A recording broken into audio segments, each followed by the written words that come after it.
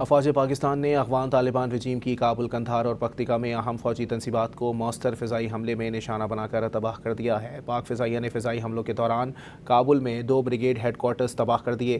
قندھار میں فضائی حملے کے دوران 1 کور ہیڈ کوارٹر اور 1 بریگیڈ ہیڈ کوارٹر کو تباہ کر دیا گیا۔ پاک فضائیہ نے قندھار میں ایمونیشن ڈیپو اور لاجسٹک بیس بھی تباہ کر دیا ہے۔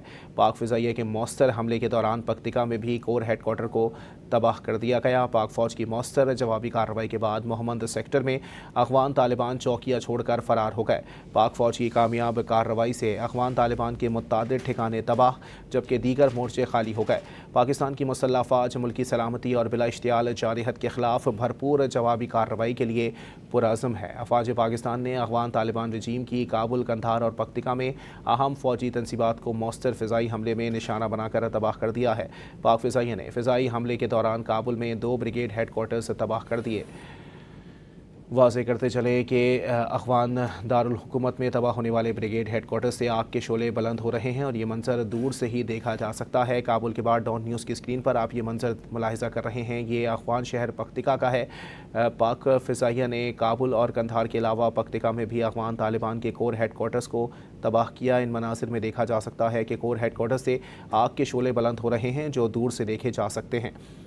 افواج پاکستان نے افغان طالبان رجیم کی کابل، قندھار اور پکتیکا میں اہم فوجی تنصیبات کو نشانہ بھی بنایا ہے۔ آپ کو واضح کرتے چلیں کہ وزیر اعظم شہباز شریف نے اپنے پیغام میں کہا کہ پاکستان کے عوام اور مسلح افواج ملکی سلامتی، خود مختاری اور علاقائی سالمیت کے تحفظ کے لیے ہمہ وقت تیار ہیں۔